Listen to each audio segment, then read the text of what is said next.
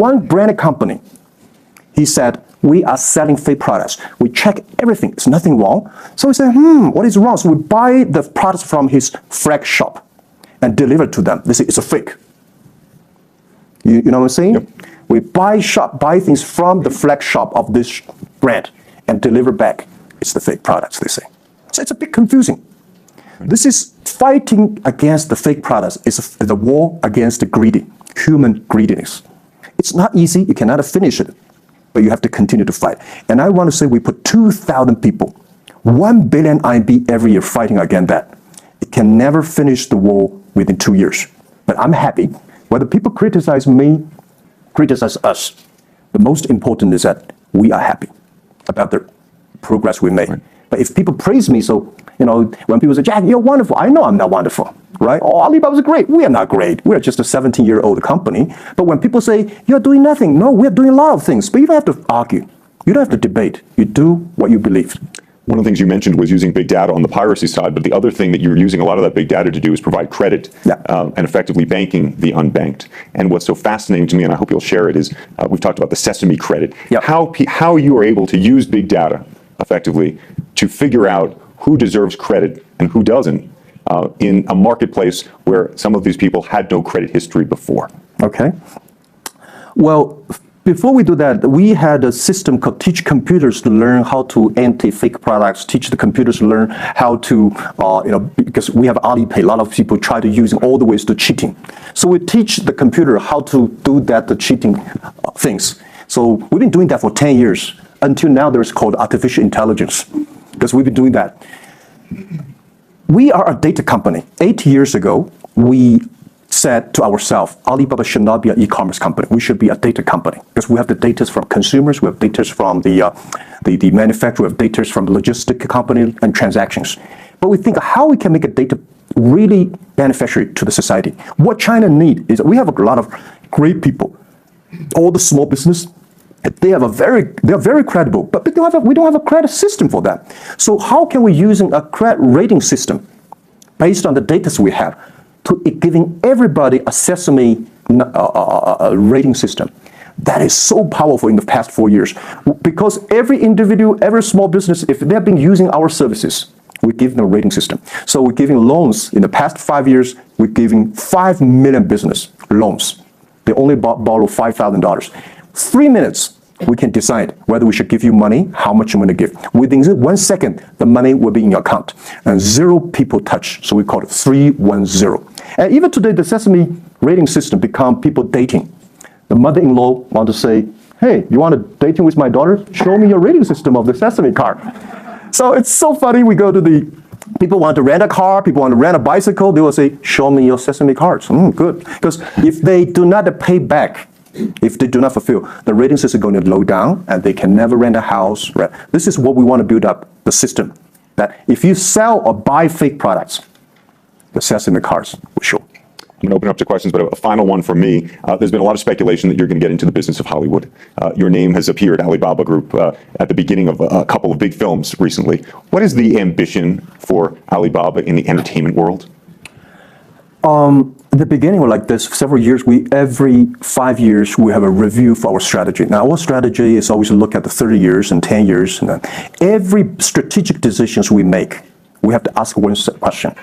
Is this decision we made solve society problem? Because we believe the bigger social problem you solve, the more successful you are.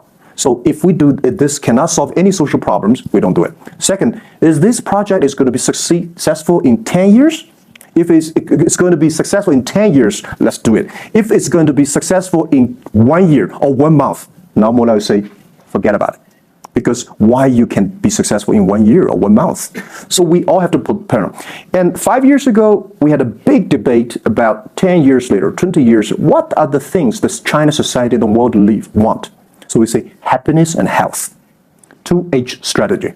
The happiness and health. We believe Hollywood, the movie industry, bring people happy. Because today, nobody's happy. Rich people not happy, poor people not happy, At least when I watch a movie, I feel happy about it, right? So I think we should partner with the Hollywood, especially like a lot of, we have a different way of living in China. The movie, we have a lot of heroes. But China movies, heroes always dead. The American movie hero never die. If all the heroes die, who want to be the hero?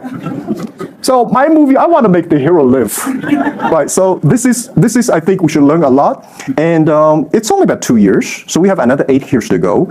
I want to make our company that it's not e-commerce. It's something that giving people inspirations, giving people, because I learn a lot. For example, I always say that my favorite movie, Forrest Gump. You know, life stuff.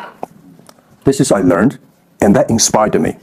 That is why when people call me crazy, stupid, past the 70 years, you're crazy, you're doing something never work. You're stupid, how can you do that model? Amazon this model, eBay this model, why Alibaba this model?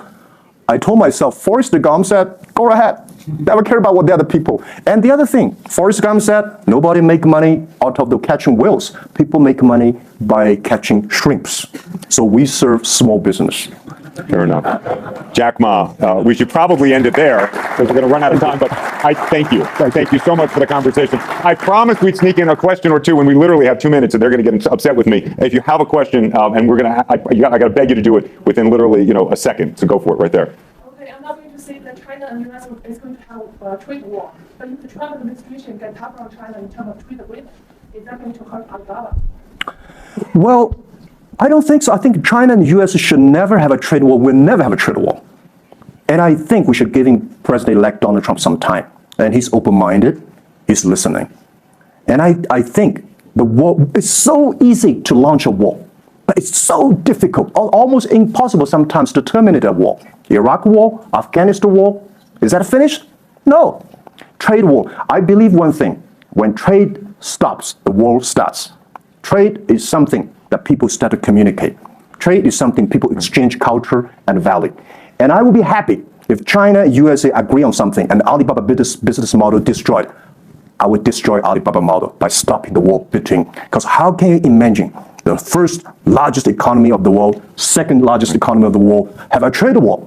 It's going to be a disaster for two countries and for the world. If anybody can do something to stop it, do anything to stop it. Did you have a reaction to Trump and the situation with Taiwan and how he's thinking about that? Well, Taiwan, I think this is not something about the government.